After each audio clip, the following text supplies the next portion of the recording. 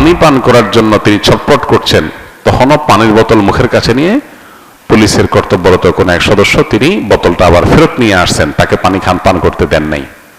পিপাসায় ছটফট করতে করতে লোকটা মারা গেল। গাজীপুরে একজন ইমামকে শিশু বলাৎকারের অভিযোগে পিটিয়ে মেরে ফেলা হয়েছে। অনেকেই বলেছে আকীদাগত পার্থক্যের কারণে মেরে ফেলা হয়েছে। তার মামলা পুলিশ নিচ্ছে না। এদেশে ইমামদের জীবনের মূল্য কি নেই? তাহলে এই ঘটনা আমারও চোখে পড়েছে এবং খুবই অবাক হয়েছি এবং কষ্ট পেয়েছি একই সঙ্গে। একজন ইমাম, তার আকীদা যাই হোক না কেন, তার চিন্তা যাই হোক না কেন, একজন আলেম, একজন সম্মানিত ইমাম, তার বিরুদ্ধে কোনো অভিযোগ উঠলে তিনি দোষী হলে 100 বার তার বিচার হবে। কিন্তু একটা অভিযোগ তুলে একটা মানুষকে পিটিয়ে মেরে ফেলা, এটা কোনো সভ্য সমাজে গ্রহণযোগ্য হতে পারে না।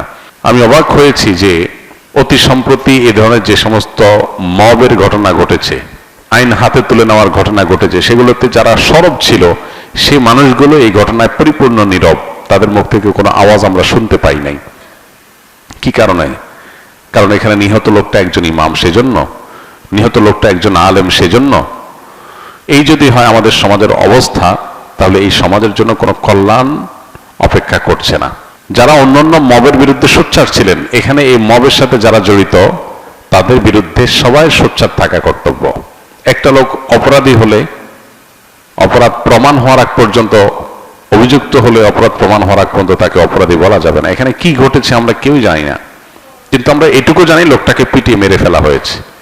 এবং আমরা ভিডিওতে দেখেছি যে পানি পান করার জন্য তিনি ছটফট করছেন, তখনও পানির বোতল মুখের কাছে নিয়ে পুলিশের কর্তব্যরত কোনো এক সদস্য তিনি বোতলটা আবার ফেরত নিয়ে আসছেন, তাকে পানি পান করতে দেন নাই। পিপাসায় ছটফট করতে করতে লোকটা মারা গেল। এটা তো একটা সভ্য সমাজে কোনোভাবে মেনে নেওয়া যায় না। একজন মানুষ তিনি যদি অপরাধীও হন, পানি পান করতে চাইবে, তাকে পানি পান করতে দিবেন না, তাকে মেরে ফেলবেন। এটার সুষ্ঠু তদন্ত এবং বিচার দাবি করছি আমরা। অপরাধীদেরকে খুঁজে বের করে দৃষ্টান্তমূলক শাস্তি হোক। কিন্তু দুঃখজনক বিষয়, এই দেশে দাবি আমরা করে যাই, বাস্তবায়ন আমরা দেখি না। কবে যে এই দেশে আইনের শাসন প্রতিষ্ঠা হবে, কবে যে এই দেশে অপরাধ করলে মানুষ পার পাবে না, সেটা একমাত্র আল্লাহ তাআলা ভালো জানেন। আমরা স্বপ্ন দেখি এক এক সময়, এক একজনকে নিয়ে, এক এক গ্রুপকে নিয়ে, কিন্তু তারা আমাদের সেই স্বপ্নগুলোকে ধুলির সাথে মিশিয়ে দেয়। আল্লাহ তাআলা এই দেশে মানুষের প্রতি রহম করুন, করুণা করুন। আমরা যেন এই দেশে সুশাসন পাই, সেরকম নেতৃত্ব, সেরকম লোক, সেরকম পরিবেশ আল্লাহ তাআলা আমাদেরকে মেহেরবানি করে, দয়া করে, অনুগ্রহ করে, ভিক্ষাস্বরূপ আল্লাহ যেন আমাদেরকে দান করেন। এছাড়া আমাদের কোনো আশার আলো আমরা সচরাচর দেখতে পাই না। আল্লাহর অনুগ্রহ ছাড়া আমার কোনো উপায় নেই। আপনি যে কোনো মানুষের উপর একটা অভিযোগ তুলে তাকে পিটিয়ে মেরে ফেলতে পারেন, এটা তো হতে পারে না। এখানে আইন শৃঙ্খলা রক্ষাকারী বাহিনীর দায়িত্বের বিষয়টা চলে আসে। তারা এটাকে ট্যাকেল দিয়ে যথাযথ তদন্ত করে তারপর এটা নিয়ে পদক্ষেপ নেওয়া উচিত ছিল। আলেম ওলামারা, ইমাম সাহেবরা সমাজে তাদের মর্যাদা যেখানে সবচেয়ে বেশি থাকার কথা ছিল, সেখানে তাদের আজ এই দুরবস্থা। এটা খুবই দুর্ভাগ্যজনক একটা বাস্তবতা। কোন অবস্থাতে এটা মেনে নেওয়া যায় না। এই চিত্র যতবার দেখেছি ততবার ভেতর থেকে কষ্ট অনুভব করেছি প্রচন্ডভাবে। একজন ইমাম, তিনি কোন আকীদার, কোন মাসলাকের, কোন মানহাজের, এগুলো দেখার দরকার নেই। এমনকি তিনি যদি ইমাম না হয়ে একজন সাধারণ মানুষও হতেন, একই কথা ছিল। ঢাকা ইউনিভার্সিটিতে যখন একজন তরুণকে চুরির মিথ্যা অজুহাতে বা মিথ্যা সত্য যাই হোক, চুরির অভিযোগ তুলে তাকে পিটিয়ে মেরে ফেলা হয়েছে, আমরা সেটার বিরুদ্ধে কথা বলেছি। এভাবে যত রকমের মব হয়েছে আমরা জানতে পারলে সেটা নিয়ে আমরা মুখ খুলেছি। সেখানে একজন ইমামকে এভাবে পিটিয়ে মেরে ফেলা হবে, আমি মূলধারা মিডিয়াগুলোতে এটা নিয়ে তেমন কোনো হইচই দেখি নাই, টকশোগুলোতে সরগরম হতে দেখি নাই। কারণ কি? লোকটা একজন ইমাম। যে দেশে, যে সমাজে ওলামায়ে কেরামের প্রতি ন্যূনতম শ্রদ্ধা এবং দায়িত্বশীলতা থাকবে না, সে সমাজের জন্য কোনো কল্যাণ অপেক্ষা করতে পারে না। আল্লাহ আমাদেরকে আমাদের যার যার জায়গা থেকে দায়িত্বশীল আচরণ করার তৌফিক দান করুন। সেকুলার এবং নাস্তিক যারা এদেশের তথাকথিত সুশীল সাজে, এখানে যদি আজকে ইমামের জায়গায় কোনো হিন্দু পণ্ডিত, অন্য ধর্মের কেউ তার ব্যাপারে এরকম কোনো অভিযোগের ভিত্তিতে মানুষ পিটিয়ে তাকে মেরে ফেলতো, তাকে পানি না দিত, তাহলে দেখতেন তাদের মায়া কান্না কত প্রকার কি কি। যেহেতু লোকটা ইমাম, সেজন্য সব চুপ হয়ে গেছে। এই লোকগুলোর ভণ্ডামি এবং এদের মানবিক খেলা, এদের নিজেদের ভালো মানুষের মুখোশ পরা এ সম্পর্কে আমাদের বারবার করে বিভিন্ন ঘটনাগুলোতে আমাদের চোখ খুলে যায়, কিন্তু এরপর আমরা মানুষ চিনতে পারি না। এদেশের প্রকৃত বন্ধু ওলামা একরাম। ওলামা একরামের চাইতে এদেশের প্রকৃত এবং সত্যিকারের বন্ধু আর কেউ নাই। আসলে সকল অনাচারে দেখবেন ওলামারা মুখ খুলেছেন, সবাই হয়তো পরে বুঝছেন। আলেমরা যখন বলেছেন তখন তাদেরকে বুঝেন নাই।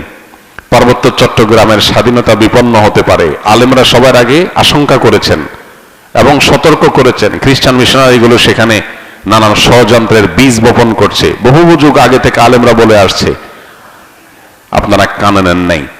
কিন্তু যখন বিপদ কাছায় গেছে তখন আপনারা নড়ে চড়ে বসেছেন।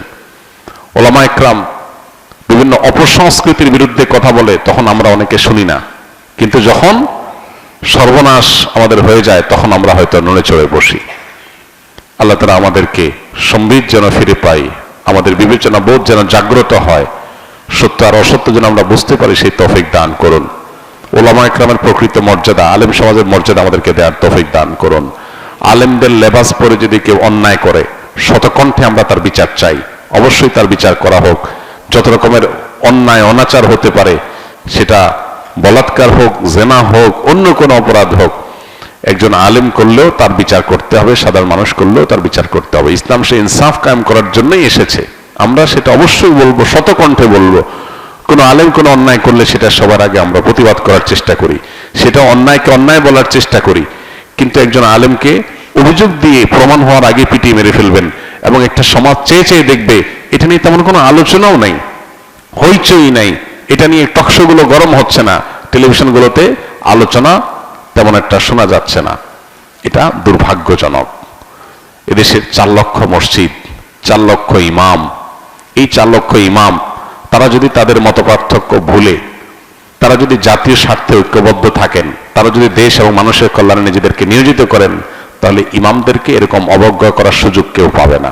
এই জন্য আমাদের ওলামা একরাম প্রত্যেকটা মহল্লাতে আমাদের ঐক্যবদ্ধ থাকতে হবে। দুর্ভাগ্য আমাদের, আমরা বিভিন্ন মাসলাকগত আকীদাগত মতপার্থক্যের দোহাই দিয়ে আমরা যার যার মতো আলাদা আলাদা, পারলে একজন আরেকজনের বিরুদ্ধে শত্রুতা করি। এগুলা ভেদাভেদ বলে মতপার্থক্য আপন জায়গায় থাকতে পারে, সেগুলো থাকা সত্ত্বেও আমরা ঐক্যবদ্ধ থাকা দরকার, একে অন্যের পাশে থাকা দরকার এবং সমাজ এবং মানুষের কল্যাণে কাজ করা দরকার। আল্লাহ আমাদেরকে তৌফিক দান করুন।